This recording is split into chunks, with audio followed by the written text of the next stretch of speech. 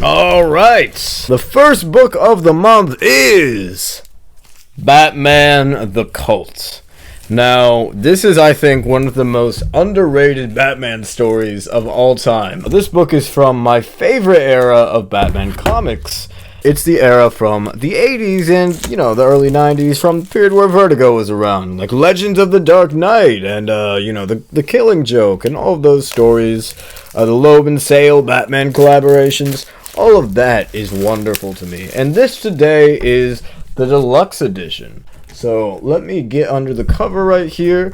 But in case you don't know what this story is about, what is Batman doing here? Well, he battles, as you see under the dust jacket, an actual cult. See, there he is, all tied up. And of course, you do have Robin in here. He has to come in and rescue Batman because he has been through something horrible in this book. Now, I'd argue the main reason to get this book is probably just due to Bernie Wrightson's absolutely sensational art.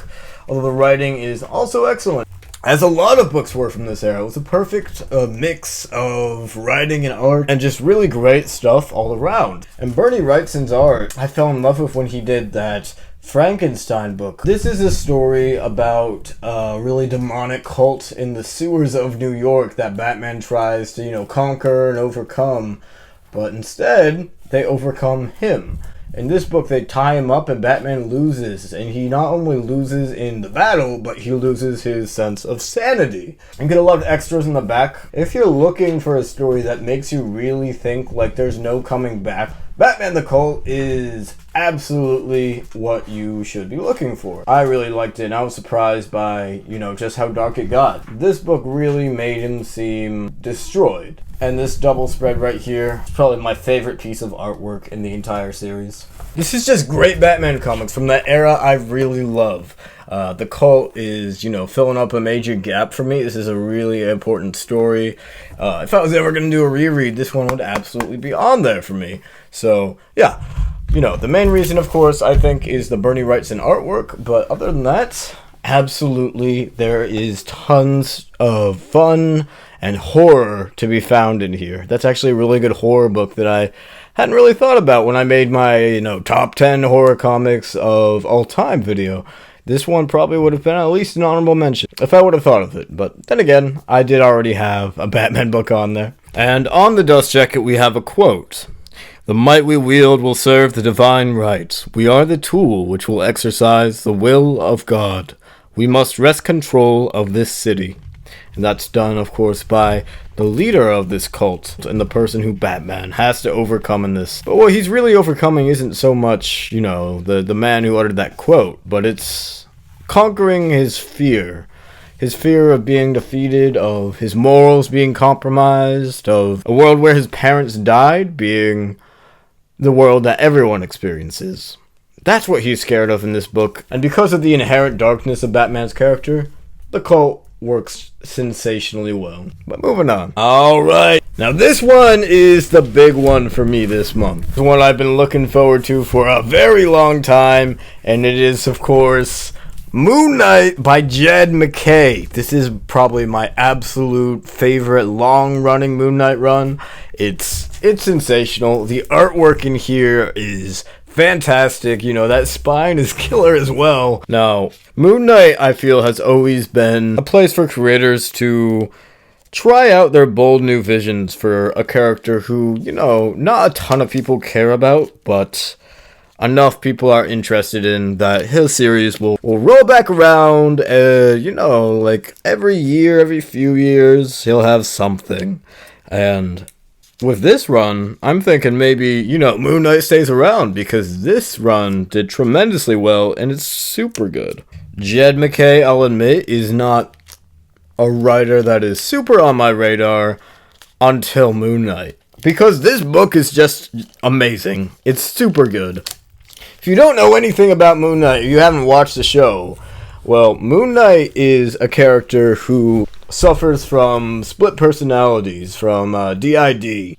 In one of his personas, a god of the moon called Khonshu takes over his body and offers him an ultimatum. He says, "Become the Moon Knights, protect those who travel at night," this Egyptian god tells him. And Mark kind of has no choice but to agree. he becomes the Hand of Khonshu and gets a killer costume along with that. And if you have seen the show, then I think this series is honestly the perfect place to jump into. My absolute favorite Moon Knight story of all time is the book that Jeff Lemire did, the 12-issue series. Because I believe that captures what can be so special about Moon Knight, just the unpredictability and the rawness of it, and the fact that you never know if what you're seeing is real or if it's some sort of madness all from the character's head. I thought that balance that Jeff Lemire did was played perfection. And I'm also just a big Jeff Lemire fan outside of any of that. But you have this killer Greg Capullo cover of the Moon Knight on the moon. So of course that's the one I went with because that's just too iconic to ignore. We also have Moon Knight looking so damn cool right here. So awesome. But under the dust jacket, let's take a look, because you always have some killer art here. Oh my god, yes you do. Okay, this might be my favorite. This might be my favorite design on a hardcover I've ever seen. Look at that. That's just beautiful. Let me see if I can, get a little bit of a better image for you guys right here. There we are. It's Moon Knight looking fierce as hell from one of the double spreads of the series, and the art in this book is just absolutely sensational. Alessandro Cappuccio and Federico Sabatini absolutely killed it with the artwork here, as you can see even just from the covers alone in this book. It's just so cool. And as you go through the book, Jed MacKay's story starts to be really just something special. This version of Moon Knight has a sick edge to him.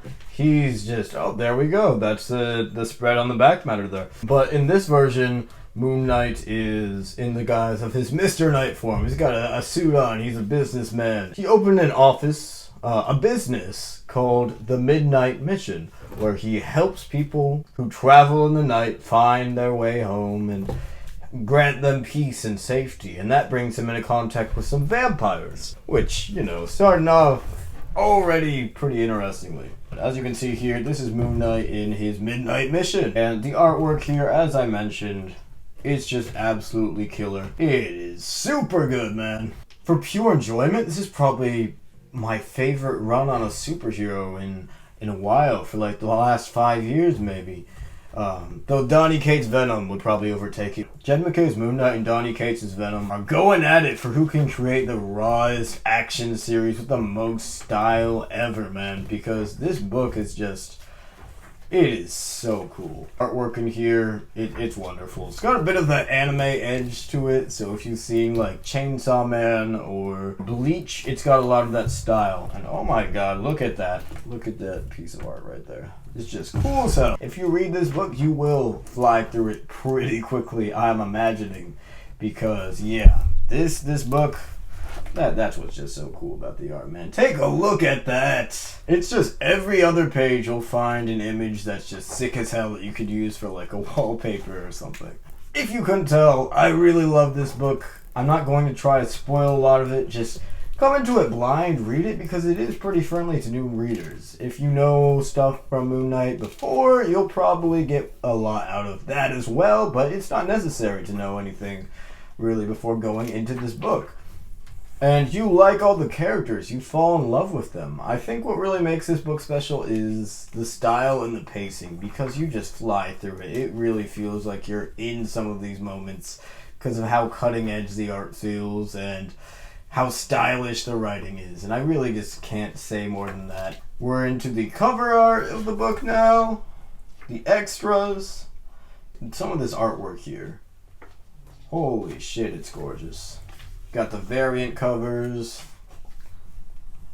all looking great because Moon Knight's just a fun character to draw. That's the Capullo cover that I chose for the cover to this omnibus. Just love this book start to finish. But yeah, this is probably going to be my highest recommendation from today's video, and this is an omnibus I've been looking forward to for quite a while. Now next up we have one of my favorite artists, writers in comics right now, and that is Daniel Warren Johnson with his wonderful book, Extremity. This is a series I read front and back when it came out. I really love Extremity. This is one of the first times, actually I think it was the first time I read a Daniel Warren Johnson book and just absolutely loved what I saw, because there's so much heart in his series, there's so much life and energy and dynamism in the art. It's just a great writer-artist, and Extremity is no exception. There is so much heart in this book. So let me crack this open, and we'll get into just what makes Extremity so good. So at its core, Extremity is a story about arts, and what humans will do when they have lost their ability to produce it. This is a revenge story about a girl and her family who, in this great war, in this huge fantasy world, they give me a map right away. I love maps, so that's perfect. Let me just show you guys some of the beautiful art in here right away. The first page you see, and it just grabs you and puts you right into this world. You get all types of really fun fantasy type weapons and characters, and Extremity just is a really immersive story as well. But unfortunately, what happens in Extremity is a girl named Thea who loves drawing in this, war-torn world. One day she loses much of her family from a huge attack. And she realizes that not only does she lose her family from a huge attack, but she also loses her arm. The very thing that would produce this art she lost, and she has to come to terms with that, but she does it through revenge and for pursuing after the people who she sees as ruining her life. That she finds something much more beautiful, and I won't spoil exactly what that is, but as you can see, there's plenty of action, plenty of immersion throughout this book. The action here is just absolutely incredible, man. It's really something. Let me move it a bit closer, actually, so you guys can hopefully see in a little bit more detail what I'm talking about. But some of the layouts as well, man. I mean, look at this. You actually gotta hold the book this way to see what I am talking about. But yeah, just using the art form to its absolute fullest potential right here, man. The amount of imagination it takes to create a series like this, I can't even imagine, but holy shit, man. Look at some of this. What's going on? This is what made Daniel Warren Johnson to me just a legend. This is what put him on my radar. And if you haven't read any books from Daniel Warren Johnson, highly recommend Extremity, of course. If anything I said interested you about Extremity, please just check it out, man. Just read it somehow, some way, because it's a great story. Do a Power Bomb is another amazing one. So is Murder of Elkin. The amount of heart in that story and just rawness, the amount of style in some of this matched with the amount of heart is ludicrous. It's just perfect. He's doing a new series right now. The Moon is Following Us, and that's looking to be another amazing story. Please, if you have any interest in it at all, oh my god, look how cool that is. I know you want to read that. I just really like Extremity. And I'm really happy to have this book in my collection because it's been a long time coming. And let's take a look at some of the extras in here. Obviously, all the covers are beautiful, absolutely wonderful. What a book, man! Extremity, sensational story about violence and revenge and what really makes an artist, and if we can reclaim what once made us creative, what once made us who we are, if we can get that back after all the strife that we may have experienced in our lives in this beautiful deluxe edition. Now, moving on. We have one more book tonight, and it's a big one. We got an absolute edition today. This is gonna finish out my collection of one of my favorite comics of all time. And although you don't technically need it for the story, there's some stuff in here I just couldn't go without. And that is, ladies and gentlemen, the Absolute Sandman Volume 5. Now, this book is just absolutely gorgeous. As you can see, I think these are the best looking absolute editions by probably a mile. I mean, the Preacher ones look pretty good too, but just check out that spine, man. They look like something special, something that's, not a comic book. But I truly believe this does so much amazing work within the realm of comics that it deserves every honor it gets and more. This is one of the top comics I'll recommend to people. It's my favorite Vertigo comic of all time. I just think it's hard to beat Sandman in whatever form you get it in. Overture is amazing with that J.H. Williams III art. Death, like the High Cost of Living, and those stories are amazing. The main series is just absolutely incredible. The way it blends literature into its very essence is just nothing short of astounding. Sandman's brilliant. So let's get this unwrapped, and we can get a better look at the cover art. We have this mask of Dream of the Endless on the front, and on the back of the slipcase, we see that the mask is coming off of Morpheus there. Now, on the cover of the actual Absolute Edition, as I said, it just looks absolutely gorgeous. It has, its bookmark, of course, as all the Absolute Editions do. But let's definitely crack the book open so I can show you guys what I mean when I call this a work of art. This book is some of the most creative content I've ever seen. Everything I've ever talked about regarding how much I love Vertigo and the surprises it brings, that's the same for this. Like, here we have, I believe this is the Dream Hunters, which is a prose piece melded in with illustrations that are gorgeous. And yeah, you don't need this for the main story of the Sandman, but it's a great piece to read if you're at all interested. And of course, Neil Gaiman, he is not that bad at writing prose. Just take a look at that, man. Absolute masterpiece of art there. And then right back into the prose, just like nothing ever happened. This is basically a collection of stories that happen adjacent to Sandman or after it, that are not important to the main story. Some of this stuff made me speechless. It reminded me why I love comics so much. And just, oh my gosh, some of this stuff right here, wonderful. Look at this artwork, man. I'm so excited to actually just sit down and give this a reread. Just looking through some of these pages, it reminds me of what a great story, what a great adventure Sandman actually was. The watercolor mixing in and out of reality, which is what Sandman does, In addition to casually introducing some of the most incredible storytelling, most literary storytelling that we've ever seen in comics and that we probably ever will see in comics. This is more of an advertisement for the whole Sandman than the actual thing itself, but I really do love it. I think maybe it has, let me see, because I've laid Sandman so much, I'm trying to think of a con here, man. I guess the fact that it's mixed in with the DC universe at the start only hurts the story, but even then, man, I mean, come on, Sandman's just too good. And maybe it gets a little confusing for some people at some times, but this is a book I've been looking forward to so much, just to finally complete my journey with the series. And if you haven't read it yet, just know that it's in my top 5 comics of all time, if not my top 3. So take this from a guy who's read a lot of comics. Sandman's very good. It does help that it, matches my personal taste pretty much to a T. But yeah, just a wonderful piece of art. We have some of the scripts in the back here as well, incredibly detailed. I love looking at Neil Gaiman's scripts because he writes his scripts like he's addressing, a team of people. He's like, all right, team, so here's what's happening in the story. This is what we're going to accomplish today.